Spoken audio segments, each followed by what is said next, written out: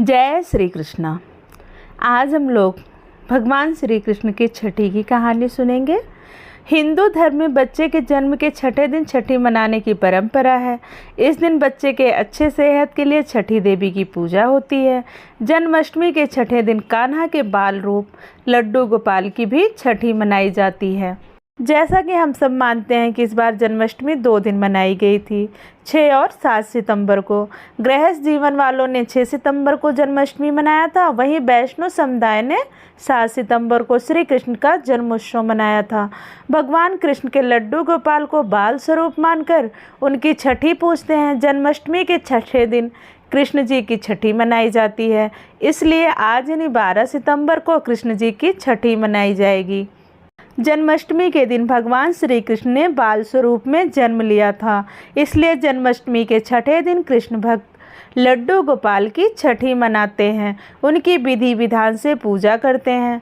धार्मिक मान्यता है कि जो व्यक्ति कृष्ण जी की छठी विधि विधान से मनाते हैं और उनकी नियमित पूजा करते हैं, ऐसे भक्तों पे कान्हा अपनी दया दृष्टि बनाए रखते हैं और उनकी सारी मनोकामनाएं पूर्ण करते हैं।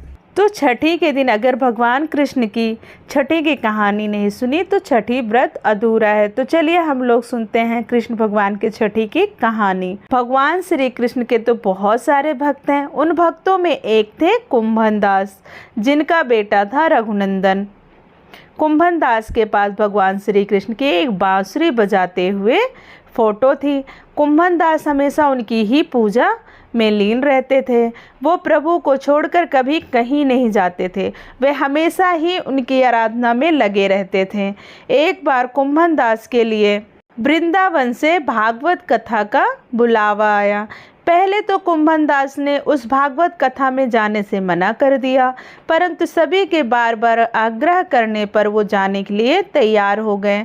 उन्होंने सोचा कि पहले वे भगवान श्री कृष्ण की पूजा करेंगे और इसके बाद ही वह भागवत कथा करने जाएंगे।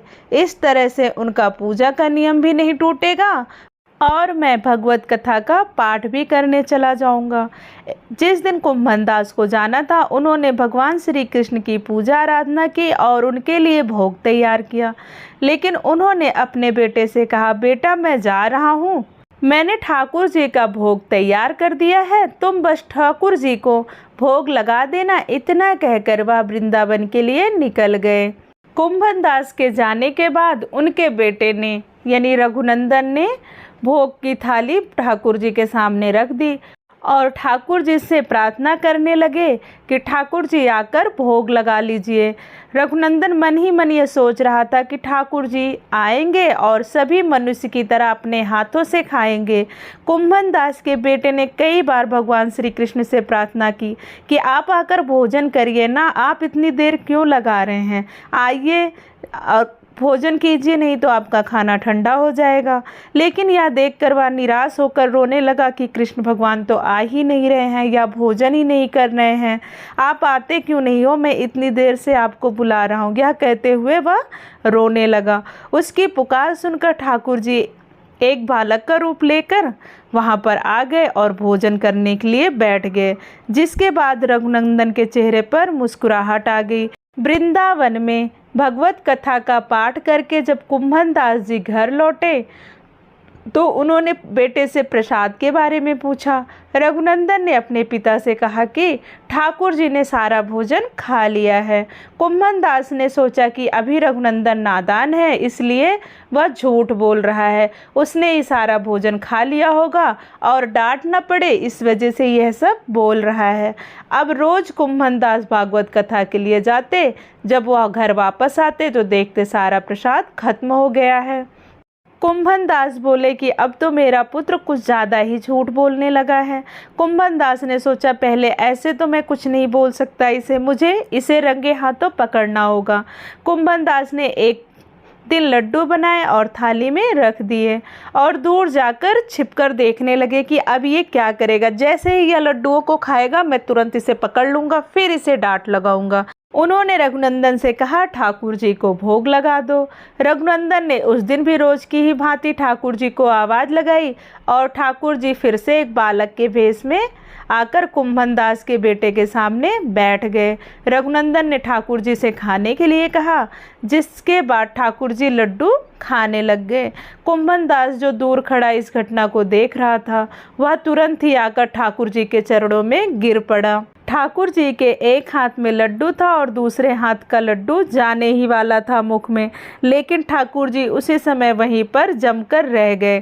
कहते हैं तभी से लड्डू गोपाल के इस रूप की पूजा की जाती है। उन्हें लड्डू गोपाल नाम से जाना जाता है। कहते हैं कृष्ण भगवान की छठी के दिन जो इस कथा का पाठ करते हैं, उनसे कन्हैया प्रसन्न होते हैं और श्रद्धालुओं की सारी मनोकामनाएं पूर्ण करते हैं। संतान प्राप्ति के लिए भी जो लड्डू गोपाल के इस रूप की पूजा करते हैं और छठी के दिन उनकी आराधना करके मन्नत मांगते हैं, उन्हें पुत्र प्राप्ति अवश्य होती है, ऐसा माना जाता है। कृष्ण भगवान की जय, बांके बिहारी लाल की जय। तो चलिए हम लोग छठी पूजा के बारे में थोड़ा सा जान लेते हैं। सुबह जल्दी उठें और स्नान आदि के बाद साफ कपड़े पहनें। घर के मंदिर को साफ करें और मंदिर की सजावट करें। लड्डू गोपाल को पंचामृत और गंगा जल से स्नान कराएं। उसके बाद उन्हें साफ कपड़े पहनाएं और श्रृंगार करें। बाल गोपाल को धूप दीप और भोग लगाएं। कृष्ण जी की छठी पर माखन मिश्री और कढ़ी चावल का भोग जरूर लगाएं। अब कान्हा जी की आरती उतारें। मंत्रों का जाप करते हुए प्रसाद का वितरण करें। इस दिन कृष्ण जी का आशीर्वाद पाने के लिए कृष्ण जी के मंदिर भी जा सकते हैं। ऐसे ही धार्मिक कहानियाँ सुनने के लिए आप हमारे चैनल से अवश्य जुड़ें और हमारे चैनल को सब्सक्राइब करें। इससे हमें उत्साह मिलता है कि हम ऐसी ही धार्मिक कहानियाँ आपके लिए लेकर आएँ। अगर आपको हमारी वीडियो अच्छी लगी तो प्लीज़ हमारे वीडियो को लाइक, शेयर और चैनल को सब्सक्राइब करना ना भूलें। जय श्री कृष्ण। धन्यवाद। राधे राधे।